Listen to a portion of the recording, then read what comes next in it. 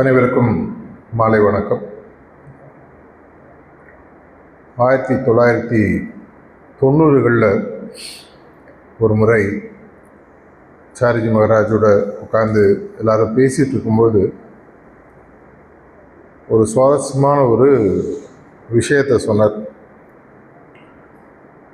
பாபுஜி மகராஜுடைய மகா சமாதிக்கு அப்புறமாக அவருடைய பணியை தொடங்கியவுடன் அவருக்கு என்ன நினைவுகள், என்ன மாதிரி அவர் யோசித்தார், அதில் என்னென்ன விஷயங்கள்லாம் நடந்துன்றதை பற்றி சொன்னார்.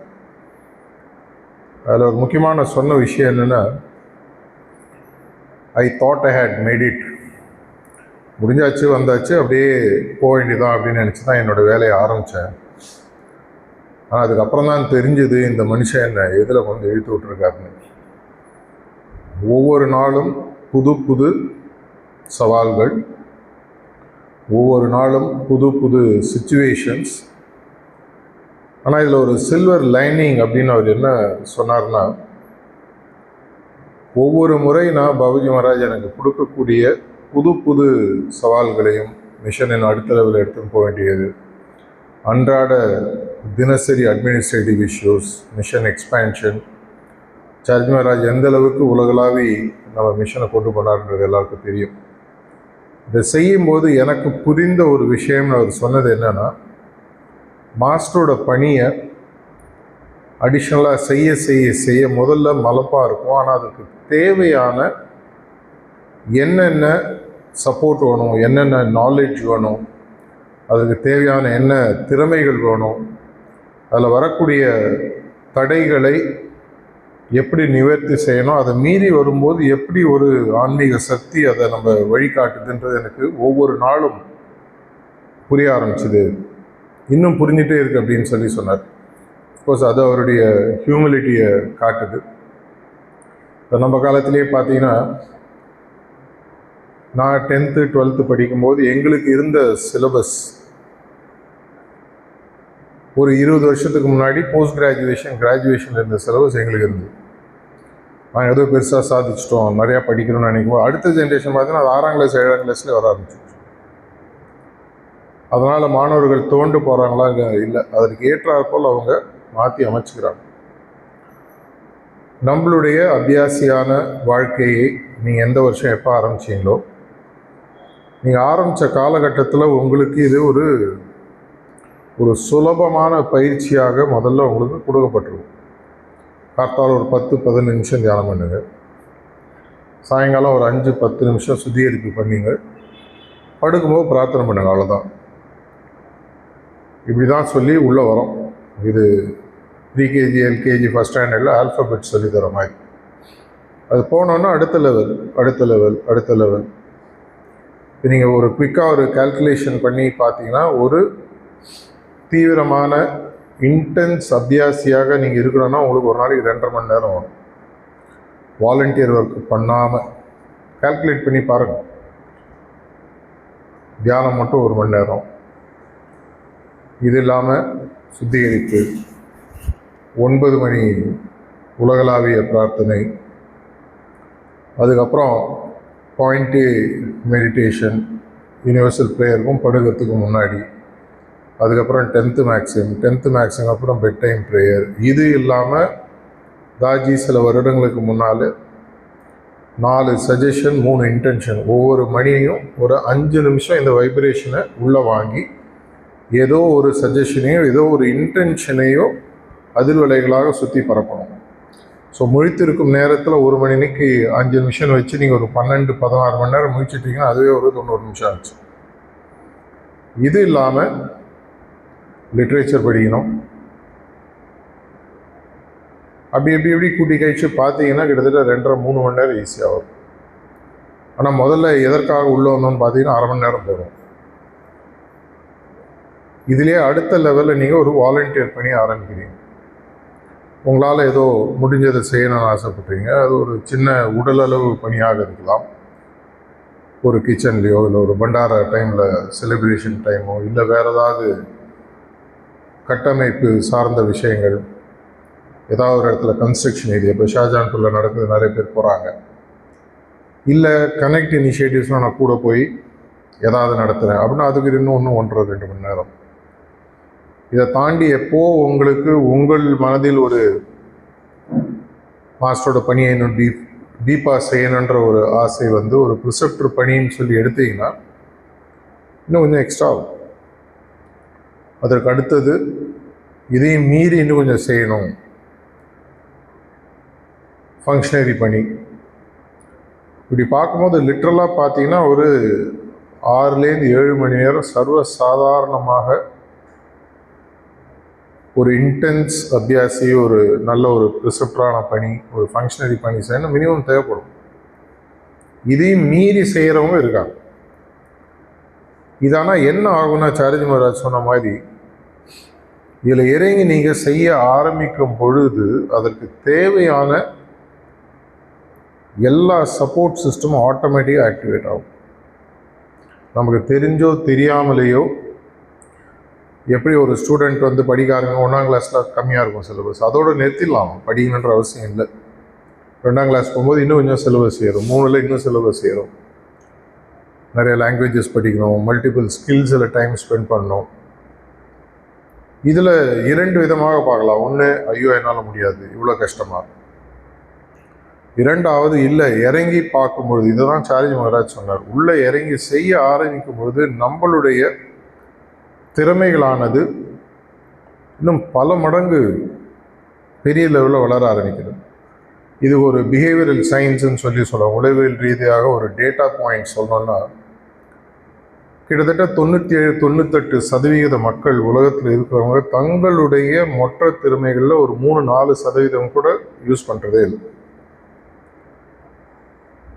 ஒரு 100 ரூபா நான் உங்களுக்கு கொடுத்து சில்லறை கேட்டால் நீங்கள் பதிலுக்கு 100 ரூபா கொடுக்குறோம். 5 ரூபா கொடுத்தீங்கன்னா கிட்டத்தட்ட நமக்கு வாழ்க்கையாவது 100 ரூபாயை கொடுக்குது. நம்ம வந்து ஏதோ பெருசாக சாதிச்சதாக நினச்சிட்டு ஒரு 4-5 ரூபா திருப்பி கொடுத்துட்டு நிறைய செஞ்சிட்டோம். இது எதற்காக நான் சொல்கிறேன் அப்படின்னு சொன்னால், ப்ரிசெப்டர் பணி, ஃபங்க்ஷனரி பணி எல்லாரையும் ஒதுக்கிடுங்க. ஒரு அபியாசியாக நீங்கள் ஸ்பிரிச்சுவல் அனாட்டமி புக்ஸோ இல்லை பாபுஜி மகாராஜோட புக்ஸோ சாரஜி மகாராஜோட டாக்ஸோ கேட்டிருந்தீங்கன்னா உங்களுடைய ஆன்மீக பிரயாணமானது மேலே போக போக போக செங்குத்தாக அகலமாக 2 சைட்லேயும் க்ரோத் வர வர வர பார்த்தீங்கன்னா ஒவ்வொரு செகண்ட்லேயும் உங்களுக்கு இருக்க வேண்டிய அவேர்னஸ்னுடைய டெப்த்து பல டைமென்ஷனில் மாற ஆரம்பிக்கணும். உதாரணத்துக்கு சாரஜி மகாராஜ் அடிக்கடி சொல்லக்கூடிய ஒரு விஷயம், ஆன்மீக முன்னேற்றம் குருநாதர்கள் எப்படியா கொடுத்துருவாங்க, போனால் போது வச்சுக்கோ. ஆனால் அதை நம்ம தக்க வச்சுக்கணும்னு சொன்னால் அதனுடைய ஈக்குவிவலண்ட் என்னுடைய தன்மை மாற்றம், தன்மை முன்னேற்றம் அமையணும். இதுக்கு யார் கையில் இருக்குதுன்னு பார்த்தீங்கன்னா உங்கள் கையில் இருக்கு. அந்த காலத்தில் சிஸ்டர் கஸ்தூரி பாபுஜி மகாராஜோட இருந்த அவங்களுடைய புக்கு படிச்சிருந்தீங்கன்னா உங்களுக்கு தெரியும். ஒவ்வொரு புள்ளியில் இருக்கும்பொழுதும் அந்த புள்ளியில் என்ன தன்மைகள் உங்களுக்கு வரணும், என்ன தன்மைகள் இருந்தால் தான் அந்த தன்மை மாற்றம் நிரந்தரமாகி அந்த புள்ளியில் உங்களுக்கு மாஸ்டர் கொடுத்த அந்த முன்னேற்றமான அந்த நிரந்தரமாகனு எழுதிருக்கார். அதையே இன்னும் அடிஷ்னல் டைமென்ஷனில் ஸ்பிரிச்சுவல் அனாட்டமியில் தாஜி எழுதியிருக்கார். படித்து பார்த்தீங்கன்னா அது தெரியும். பல இடங்களில் நான் சொல்லக்கூடியது, அபியாசிகளுக்கு நீங்கள் ஒரு ஆத்ம பரிசோதனை பண்ணணும் அப்படின்னு சொன்னால் இந்த புத்தகங்களை பக்கத்தில் வச்சுட்டு தாஜி ஒரு இடத்துல ஸ்பெசிஃபிக்காக சொல்கிறார், உன்னுடைய ஆன்மீக முன்னேற்றம் என்னன்னு உனக்கு தெரியணும்னா அந்த தன்மை மாற்றம் லிஸ்ட்டில் போய் பாரு. முதல் புள்ளியில் என்ன இருக்கணும், 2வது புள்ளியில் என்ன இருக்கணும், 3வதுல என்ன இருக்கணும், 9ல் வந்து ஹனுமார் இருக்கக்கூடிய அந்த ஹனுமாருடைய பாயிண்ட்ன்ற மாதிரியே ஒரு இடத்துல சொல்கிறார். அதுக்கப்புறம் அந்த காட்லி ரீஜன் 10th பாயிண்ட்ல என்டர் ஆகி போக ஆரம்பி என்ன தன்மை மாற்றம். அது தன்மை மாற்றம் உங்கள்கிட்ட நிரந்தரமாக இல்லைன்னா எந்த இடத்துல உன்னுடைய முன்னேற்றம் இருக்குன்றது உன்னுடைய தன்மை மாற்றத்தை வச்சு நீ கண்டுபிடிக்க முடியும் தாஜி சொல்கிறார். பல இடங்களில் அபியாசிகள் கேள்வி கேட்கும்போது நான் நிஜமாகவே ஆன்மீக முன்னேற்றம் எனக்கு வருகிறதா அப்படின்னு கேட்டால் ஒன்றும் வேணாம், நீ உன்னையே ஒரு கண்ணாடி முன்னாடி வச்சுப்பாரு. உன்னுடைய கேரக்டரிஸ்டிக்ஸ் என்ன, உன்னுடைய குவாலிட்டிஸ் என்ன, அதை வச்சு இந்த ஸ்பிரிச்சுவல் அனாட்டமி புக்கு ஏதோ ஒன்று கம்பேர் பண்ணி உங்களுடைய என்னன்றது தெரியும். அங்கே நான் பர்மனெண்ட்டாக இருந்தால் நடிக்கிறேன். நம்ம நிறையா பேர் வெளிப்புறமாக உலகத்துக்கு ஒரு செயின்ட்லியாக நடிக்கலாம். ஆனால் உண்மையாகவே உள்ள அந்த மாற்றங்கள் வந்துச்சா இல்லையான்றது நமக்கு தெரியும்.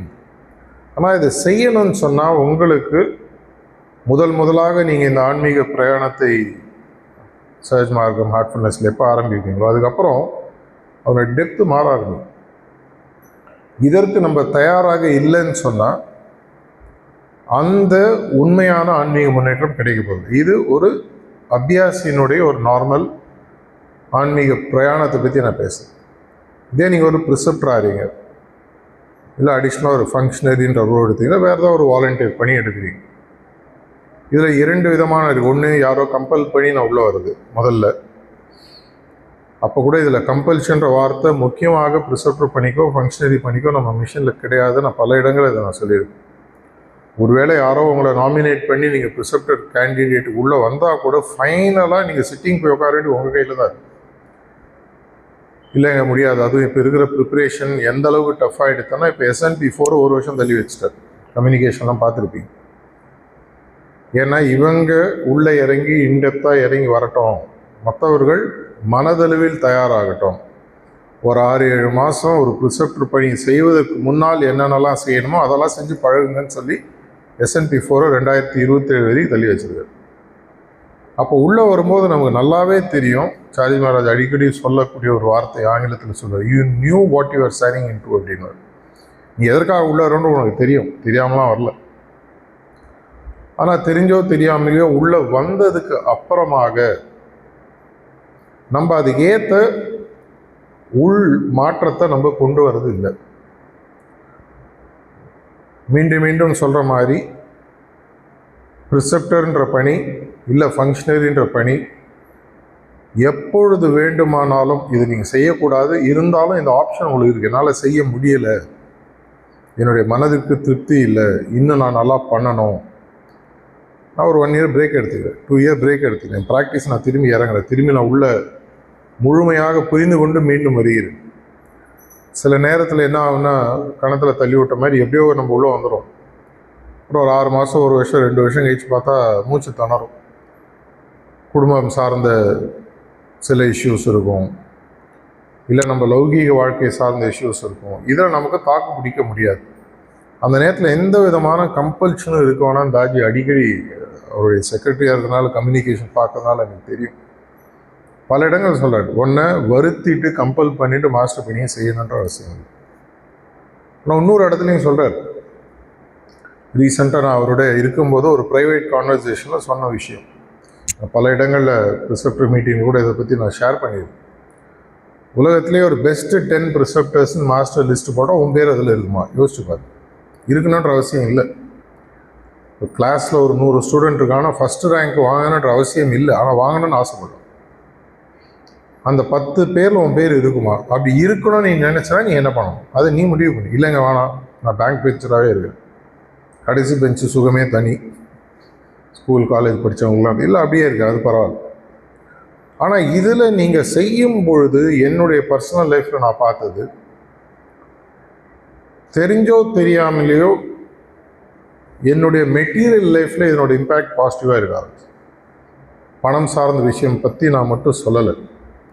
வாழ்க்கையில் வரக்கூடிய சவால்கள், பல பிரச்சனைகள், குடும்பம் சார்ந்த விஷயங்கள், வியாபாரம் சார்ந்த விஷயங்கள், உலகம் சார்ந்த விஷயங்கள், எல்லாத்துலேயுமே அதை நான் பார்க்கக்கூடிய தன்மை, பக்குவம் வேறு மாதிரி. ஏன்னா அந்த இடத்துல பியூர்லி ஒரு லௌகீக டிரான்சாக்ஷன் தான், மெட்டீரியல் டிரான்சாக்ஷனாக தான் இருக்கும். இங்கே தான் பார்த்தீங்கன்னா 360 டிகிரி உங்களுக்கு எல்லா விதத்துலையும் பணத்தை தவிர, பணமும் இருக்குது நம்மளுடைய வேலையில். டொனேஷன் வாங்குகிறோம்.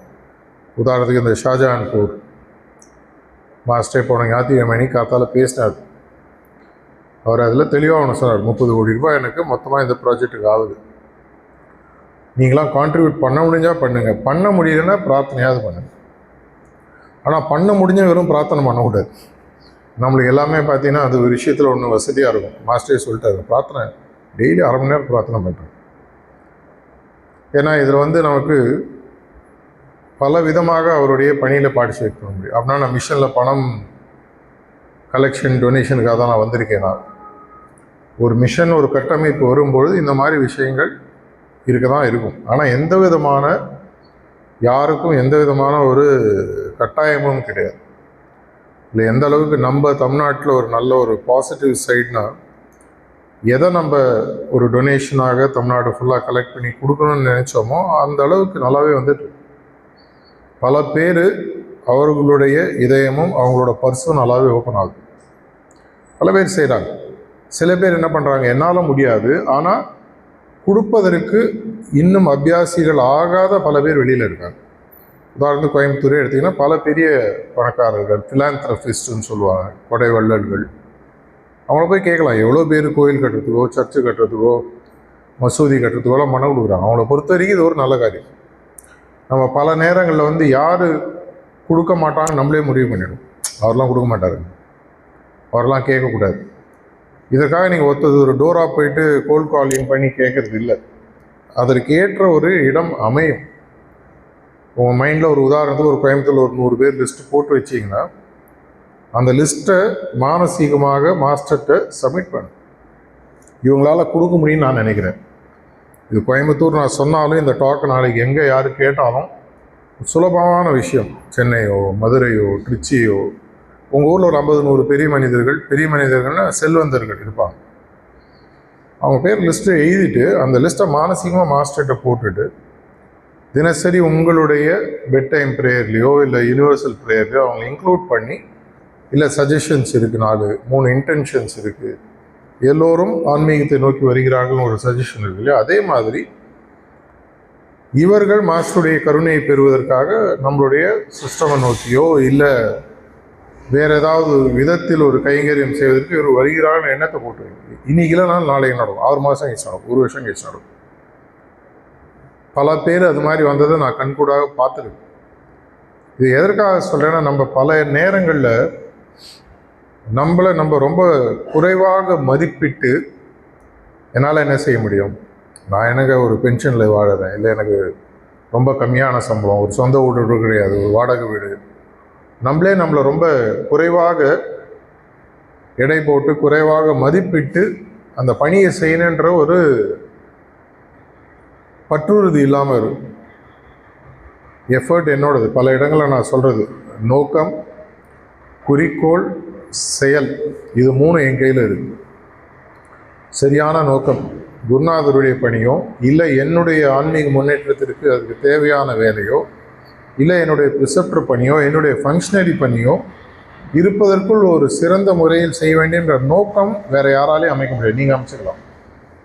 அந்த நோக்கத்தை அமைத்ததுக்கு அப்புறமாக அது குறிக்கோளாக மாற்றி, குறிக்கோள்ன்றது உங்கள் நோக்கத்துக்கு ஒரு வடிவமைக்குது.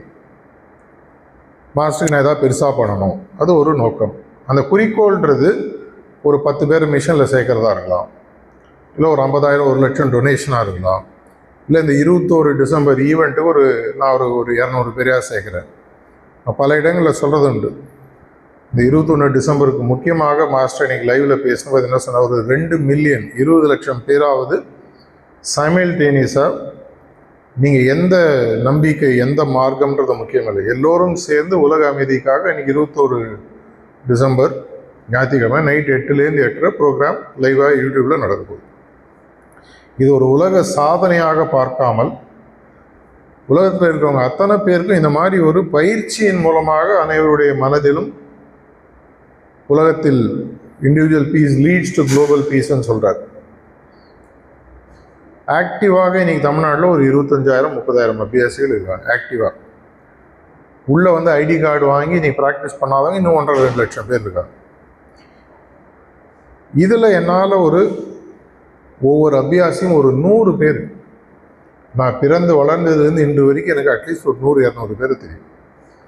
இன்ஃபேக்ட் நான் 2 நாள் முன்னாடி ஒரு யூடியூப் லைவ் ஒன்று நான் பண்ணீங்களா, எவ்வளோ பேர் பார்த்தீங்கன்னு தெரியல. அன்பிற்கும் உண்டோ அடைக்கும் தாழ் அப்படின்னு போட்டு வந்துடும். அது இன்னும் யூடியூப்பில் இருக்குது, நீங்கள் போய் திரும்பி பார்க்கலாம். அதில் எப்படி ஒருத்தர் ரெஜிஸ்டர் பண்ணுன்றதை லைவாக காமிச்சா 5 செகண்ட் தான் ஆகும்.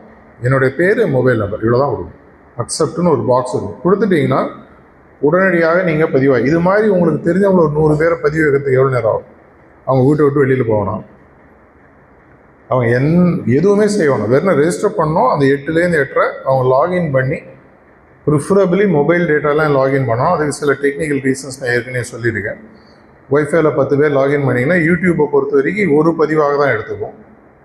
அதே 500,000 பேர் வைஃபைல லாகின் பண்ணிங்கன்னா ஸ்பேம் கூட பிளாக் ஆகிடும். ஸோ ஒவ்வொருத்தரும் அவங்க மொபைல் டேட்டாலேருந்து லாகின் பண்ணும். இது எவ்வளோ நேரம் ஆக போகுது? எந்த அளவுக்குன்னா தாஜி எனக்கு இன்ஸ்ட்ரக்ஷன் என்ன சொன்னார், மொபைல் ஃபோனை முன்னாடி சார்ஜ் பண்ணி வச்சுக்கோங்க. அந்தளவு ஒரு இன்ஸ்ட்ரக்ஷன் கொடுக்குற டீட்டெயிலிங்கில் போய் இதை செய்கிறது அவ்வளோ பெரிய கஷ்டமா? எல்லாருமே இன்றைக்கி பார்த்தீங்கன்னா ஏதோ ஒரு சோஷியல் மீடியாவில் நம்ம இருக்கோம். இன்ஸ்டாவில் பார்க்குறோம், இல்லை சில பேர் ரீல்ஸ் போடுறோம், ஃபேஸ்புக்கில் இருக்கோம். ப்ரொஃபஷனல் சைடில் போனீங்கன்னா லிங்க்டின், ட்விட்டர், இந்த மாதிரி விஷயங்கள். ஒன்றுமே இல்லைன்னா வாட்ஸ்அப்பு. நம்ம வாட்ஸ்அப்பில் எல்லாருக்குமே ஒரு 500, 1000, 2000 கான்டாக்ட்ஸ் கண்டிப்பாக இருக்கும். ஃபோன் பண்ணி பேசலாம். இந்த மாதிரி ஒரு பெரிய ஒரு முயற்சியை நாங்கள் செய்கிறோம், உங்களோட உதவி தேவை. முக்கியமாக உலகில், அதுவும் இந்தியாவில் பார்த்தீங்கன்னா உதவின்னு ஒருத்தர் கேட்டிங்கன்னா கண்டிப்பாக செய்வாங்க.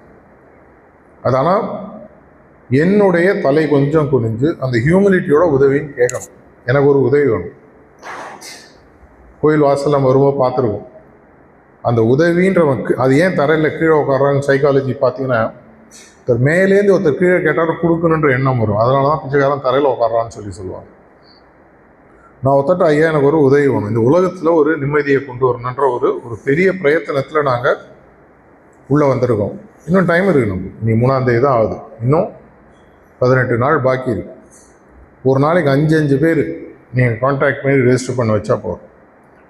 20,000 அபியாசிகள், ஆளுக்கு நீங்கள் 100 பேர் போனீங்கன்னா தமிழ்நாட்டில் அந்த 20 லட்சத்துக்கு வாங்கலாம். இது உலகளாவிலாம் அவர் போகணுன்ற அவசியம் இல்லை. அவரை பொறுத்த வரைக்கும் இந்தியாவில் அவருடைய top of the line recall இருக்கக்கூடிய 3-4 மாநிலங்களை பார்த்தீங்கன்னா தமிழ்நாடு. எப்பவுமே அவர் சொல்லக்கூடிய ஒரு விஷயம், தமிழ்நாடு சொல்லிட்டா செஞ்சிருவாங்க. நான் பர்சனலாக ஒரு தடவை பல வருடங்கள் முன்னாடி ஒரு தடவை கேட்டேன், ஏன் தமிழ்நாடு பக்கம் அவ்வளோவா ஆறுது, நான் எதுக்கு வரணும், நான் சொன்னால் நீங்கள் செஞ்சிருந்தீங்களே அப்படின்னாரு. நான் சிரிச்சுனே கேட்டேன், அப்படின்னா இது என்ன எங்களுக்கு நான் பனிஷ்மெண்ட்டேன், செய்யாதவங்களாம் போய் பார்ப்பீங்களா, செய்கிறவங்கள பார்க்க மாட்டேங்க. இல்லை சார்ஜ் வர அடின்னு சொன்னார். தெரிஞ்சவன் தானே, நான் சொன்னால் செய்வேன், எதுக்கு நான் அன்னெசரியாக அவங்களுக்கு எஃபர்ட் வேஸ்ட் பண்ணணும். பாபுஜி மகாராஜை பார்க்கறதுக்கு அந்த காலத்தில் ஒரு ஜஸ்டிஸ் அவர் வீட்டுக்கு அடிக்கடி வருவாராம். நீங்கள் படிச்சிருப்பீங்க. அவர் வருவார், பாபுஜி மகாராஜ் ஷாஜகான்பூர் வீட்டில் அவருடைய வீட்டுக்கு போவார். அவர் மாடியில் ஒரு ரூம் இருக்கும். உள்ளே வரும்போது பாபுஜி அங்கே உட்காந்துருப்பாராம், பிரணாம் பண்ணிவிட்டு மாடிக்கு போயிடுவாராம். 3-4 நாள் ஒர்க் பண்ணிவிட்டு கிளம்பும் பொழுது அவர் பிரணாம் பண்ணிட்டு கிளம்பிடுவாராம். ஒரு அபியாசி ஒருத்தர் அவரை பாபுஜி மகாராஜை கேட்டாராம், இவரை பற்றி இவ்வளோ பெருமையாக பேசுகிறீங்க, இவரை மாதிரி ஒரு அபியாசியே கிடையாதுலாம் சொல்லி உங்களை கண்டுக்க கூட போயிட்டே இருக்காங்க. அவன் என்னுடையவனாக ஆறி பல வருடங்கள் ஆயிடுச்சு. இனிமேல் அந்த வெளிப்புற அந்த இதெல்லாம் தேவையில்லை. செல்ஃபி அடி பக்கத்தில் வருது, பேசுறது, செல்ஃபி எடுத்துக்கிறது, இதெல்லாம் தேவையில்லை. அந்த காலத்தில் செல்ஃபி கிடையாது. எதற்காக சொல்கிறேன்னா, நம்ம குருநாதருடைய பணி, நேற்று நான் ஊட்டியில் பேசும்போது இதுதான் நான் சொல்லிட்டு இருந்தேன். அவருடைய எண்ணம் என்னுடைய செயலாக என்று மாறுகிறதோ, எனக்கும் அவருக்கும் எப்பவுமே ஒரு லயவஸ்தா இருக்குன்றது புரியுது. உண்மையான லயவஸ்தன்றது எப்போ வருகிறது என்றால், அவர் அங்கே நினைக்கிறாருன்னா அது என் செயலாக மாறும். அது எப்படி எனக்கு அந்த எண்ணம் வந்ததுன்னு கூட எனக்கு தெரியவிடாது. எனக்கும் அவருக்கும் அந்த ஸ்பான்டேனியஸ் அந்த ரெசனன்ஸ் இருக்கக்கூடிய பட்சத்தில், நான் லய அவஸ்தையில் இருக்கும்பொழுது, அவஸ்தையில் இல்லை லய அவஸ்தையில் இருக்கும் பொழுது, அந்த அவர் அங்கே நினைக்கிறாருன்னா அது எனக்கு எங்கேருந்தோ புரியும், செய்யணும். பல நேரங்களில் பல இனிஷியேட்டிவ் நம்ம தமிழ்நாட்டில் எடுக்கிறது பார்த்தீங்கன்னா, எங்கேருந்தோ ஒரு கால் வரும், உள்ளேருந்து வரும். அப்புறம் பார்த்தா அவர் ஆக்சுவலாக அதை பற்றி யோசிச்சிருப்பார், இல்லை பேசியிருப்பார். அந்த மாதிரி விஷயங்கள், அது மாதிரி ஒரு நாளைக்கு ஒன்று நடந்தால் பெரிய விஷயம், ஒரு நாளைக்கு இல்லை வருஷத்துக்கு ஒன்று நடந்தாலே பெரிய விஷயம். அந்த நிலைமைக்கு நம்ம வரணும்னு சொன்னால் என்னுடைய பிரயத்தனமானதுன்னு பல டைமென்ஷனில் ஏறும். பல இடங்களில் பல பேர் கேட்குறது, இவ்வளோ செஞ்சுட்டே இருக்கீங்களே டயர்ட் ஆகலையான்னு. டயர்ட்னஸ்ன்றது இட்ஸ் மோர் அ மென்டல். இது எப்போ டயர்ட்னஸ் வரும், ஒரு குறிக்கோளை நோக்கி நீங்கள் போகும்போது அந்த குறிக்கோளினுடைய விளைவு நடக்குமா நடக்காதான்ற பயம் வரும்போது தான் டயர்ட்னஸ் வரும். இதை தான் நான் பல இடங்களில் சொல்கிறது. நம்மளுடைய ஆன்மீக பணியை பொறுத்த வரைக்கும், முக்கியமாக ப்ரிசெப்டர்ஸ், ஃபங்க்ஷனரிஸ், விளைவுகளை பற்றி நீ யோசிக்கணுன்ற அவசியம் இல்லை. கீதாச்சாரியர் சொன்னது அதுதான், பாபுஜி மகாராஜ் சொன்னது அதுதான், நம்மளுடைய எல்லா குருநாதர்களும் சொல்கிறது அதுதான். விளைவுகளை பற்றி நீங்கள் யோசிக்காதீங்க. ஆனால் உங்களுடைய எஃபர்ட்ஸ் 100% அவருடைய பணியை சார்ந்து சரியாக இருக்கிறதான்றது இந்த பகுதி தான் நான் முதல்ல சொன்னது. நோக்கம், குறிக்கோள், செயல், இது 3ம் என்னால் தொடர்ச்சியாக செய்ய முடியும். இதற்கு எனக்கு யாருடைய உந்துதலோ சப்போர்ட்டோ தேவையில்லை. பல இடங்களில் நான் சொல்லக்கூடிய ஒரு ரிப்பீட்டடாக சொல்லக்கூடிய விஷயம். என்னை இன்னொருத்தர் வந்து வாலண்டியர் ஒர்க்குன்னு பண்ணுன்னு சொல்கிறது எனக்கு கணத்தில் அறிகிற மாதிரி. என்னுடைய குருநாதருக்கு நான் செய்கிற பணியை இன்னொருத்தர் ஞாபகப்படுத்தணும். அதனால தான் வாலண்டியர் மீட்டிங்கில் போய்ட்டு வாலண்டியர் பணி செய்யன்னு பேசுறதுக்கு எனக்கு ஆக்சுவலாக பிடிச்சமாகும். எனக்கு யாராவது அது மாதிரி பேசினா போகும். எப்படி வேலை செய்யணுன்றது யாராவது சொல்லிக் கொடுக்கலாம். இதை செஞ்சு பாருங்கள், அப்படி செஞ்சு பாருங்கள், இன்னும் கொஞ்சம் பெட்டராக பண்ணலாமே, அது ஓகே. இந்த எல்லாருமே புதுசாக கற்றுக்கணும். எஃபர்ட்ஸை பொறுத்த வரைக்கும் நம்ம ஃபைன் டியூன் பண்ணினே போகலாம். நான் பல இடங்களில் சிரிச்சுட்டே சொல்லுது, என்னுடைய மனைவியுடன் நான் எப்படி நல்லா பழகணும் இன்னொருத்தர் அட்வைஸ் கொடுத்தா அதோட என்ன கேவலம் ஒன்று இல்லைங்க. உங்கள் மனைவி சந்தோஷமாக இல்லை கொஞ்சம் பார்த்துக்கோங்க. இது யாராவது சொன்னால் எனக்கு எவ்வளோ கோவம் வரணும். இதே உங்கள்கிட்ட ஒருத்தர் சொல்ல உங்கள் கணவர் சந்தோஷமாக இல்லைன்னா ஐயோ அது ஏன் எனக்கு தெரியுங்க. அதே மாதிரி என்னுடைய மாஸ்டருடைய பணியை செய்வதற்கு இன்னொருத்தர் ஞாபகப்படுத்தணுன்ற அவசியம் இல்லை. பல இடங்கள் நான் வாலண்டியர் மீட்டிங்கில் சொல்லுவேன். நான் இன்ஃபேக்ட் பேசுறது நீங்கள் அப்ஜெக்ட் பண்ணணும். எப்படி என்ன பண்ணணுன்றதை பற்றி பேசலாம், அதாவது எப்படி பண்ணுன்றதை பற்றி பேசலாம். வாலண்டியர் பணி பண்ணுறோம் அப்படின்னு அதையும் மீறி அவரே மைக்கு முடிச்சு இன்றைக்கி பேசியிருக்காரு. 2 முக்கியமான விஷயங்கள். ரொம்ப ரேராக தான் அது மாதிரி மாஸ்டர்ஸ் ஓப்பனாக பேசுவாங்க. ஆனால் அவர் செய்வதற்கு முக்கியமான காரணம் இருந்திருக்கணும். அது என்னன்றதை பற்றி எனக்கு கவலை இல்லை. எப்போ ஒரு குருநாதர் சொல்கிறாரோ அதுக்கு ஏதோ ஒரு காரணம் இருக்கும். 1976 50 வருடங்கள் பூர்த்தி ஆயிடுது, கோல்டன் ஜூப்ளி, இது நமக்கு தெரிந்த ஒரு காரணம். இதே மாதிரி 21 டிசம்பர் இன்டர்நேஷ்னல் மெடிடேஷன் டே. சரி, நமக்கு ஏதோ ஒன்று விஷயம் தெரியுது செய்யணும். இதை நான் முதலே ஆரம்பத்தில் சொன்ன மாதிரி அவருடைய பணியை நான் தேடி தேடி எடுக்க ஆரம்பிக்கும் பொழுது ஆட்டோமேட்டிக்காக எங்கிட்ட வரக்கூடிய பல பல பல நேர்மறை மாற்றங்கள்லாம் என் வாழ்க்கையில் எதாவது அனுபவிச்சுட்ருக்கேன் நல்லாவே. அது மாதிரி நிறைய பேர் உங்களுக்கு நடந்திருக்கும். இது ஒன்றும் நான் மட்டும் எக்ஸப்ஷன் இல்லை. இதுக்காக கம்ப்ளீட்டாக உங்கள் வாழ்க்கையை குத்தகை கொடுத்து மிஷன் ஒர்க்கு பண்ணுங்க அப்படின்னு நான் சொல்ல வரல. அது உங்களுடைய பர்சனல் கால். எந்த அளவுக்கு ஈடுபடணும், எந்த அளவுக்கு இந்த லைன் ஆஃப் கண்ட்ரோல் போடணும், அது நீங்கள் முடிவு. இதில் அபியாசி, ஃபங்க்ஷனரி, ப்ரிசெப்டர் அப்படின்ற பாகுபாடு எங்கேயுமே எதுவுமே கிடையாது.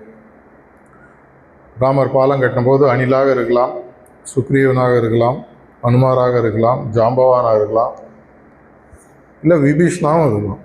பேர் உங்கள் கையில் தான் இருக்குது. என்னுடைய இந்த ஆன்மீக பாதையில் புது புது சவால்களை மேலே மேலே மேலே எடுத்துக்கிறதுன்றது என்னுடைய பர்சனல் அவுட்லுக். நான் பல பேர் இங்கே வரத்துக்கு முன்னாடி அவரோ ஒருத்தர் வாட்ஸ்அப் எனக்கு ஒரு மெசேஜ் அனுப்பிச்சிருந்தார். ஒரு அபியாசி இங்கே இருக்காரான்னு தெரில. இன்னும் மாஸ்டரோட பணியில் தீவிரமாக போகிறதுக்கு ஏதாவது அட்வைஸ் இருந்தால் கொடுங்க அப்படின்னு எனக்கு ஒரு மெசேஜ் வந்தது.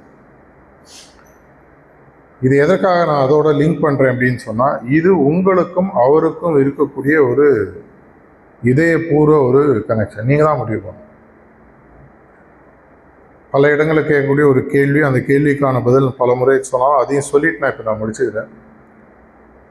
மாஸ்டரை சந்தோஷப்படுத்துதல் அப்படின்ற டாப்பிக்கை பற்றி பல முறை என்ன அபியாசிக்கிறேன். நான் எதுக்கு மாஸ்டரை சந்தோஷப்படுத்தேன்? அவர் ஹாப்பியாக இல்லையா? அவர் தான் அப்சல்யூட்ன்றீங்க அப்படின்னா அவர் ஹாப்பியாக இருக்கணும் இல்லையா? நான் ஏன் அவர் ஹாப்பியாகணும்? இந்த கேள்வி உங்களுக்கு யாருக்கா வந்திருக்கா? வந்துருக்கு. 2 பேர் தலையாட்டுறாங்க. நிறைய பேர் தலையாட்டாமல் அப்படியே சைலண்ட்டாக. இதில் நான் முக்கியமாக ஒரு கருத்து பல இடங்களில் சொன்னது, இருந்தாலும் மீண்டும் பதிவு பண்ண வேண்டிய விஷயம். மாஸ்டருடைய இந்த அப்சல்யூட் ஹாப்பினஸ்ன்றது இட்ஸ் ஆல்வேஸ் எ கிவன். அது அப்படியே தான் இருக்குது. சந்தோஷப்படுத்துதல் அப்படின்றது அப்படின்னா என்னன்னு பார்த்தீங்கன்னா, எனக்கும் அவருக்கும் இருக்கக்கூடிய தொடர்பு. ஒரு அப்சல்யூட் மாஸ்டர் அப்படின்ற ஒரு கான்செப்டுக்கு ஒரு ரிலேட்டிவ், அந்த குருநாதருக்கும் எனக்கும் இருக்கக்கூடிய ஒரு பர்சனல் தொடர்புன்னு ஒன்று.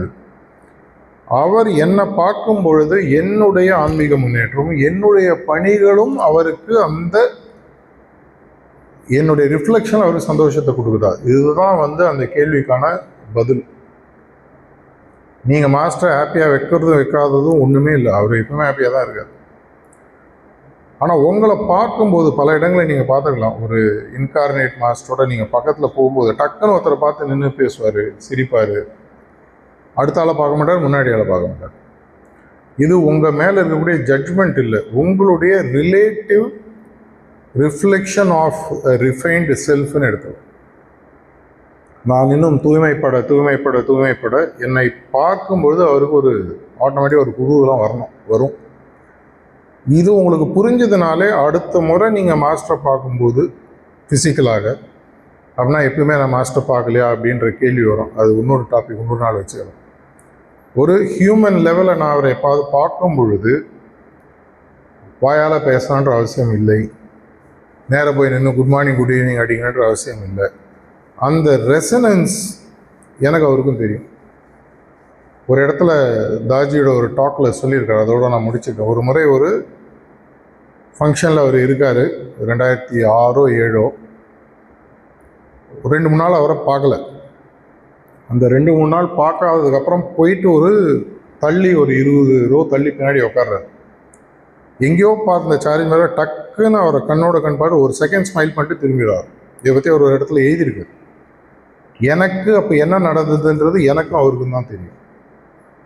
பல இடங்களில் நான் மணப்பாக்கத்தில் சார்ஜ் மகாராஜோட இருக்கும்போது பல அபியாசிகள் சொல்லுவாங்க, நான் கேட்டுட்டு நின்றுந்தேன், ஸ்பிளிட் செகண்ட் வந்தார், நேரம் என் கண்ணு பார்த்தது, அவ்வளோதான். எனக்கு தெரியும் அவர் என்ன தான் பார்த்தார்.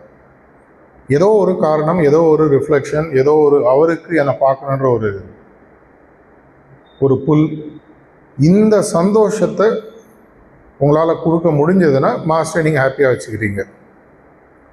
இதோட நான் முடிச்சுக்கிறேன். வேறு ஏதாவது கேள்வி பதில் இருந்தால் நம்ம எடுத்துக்கலாம். தேங்க்யூ.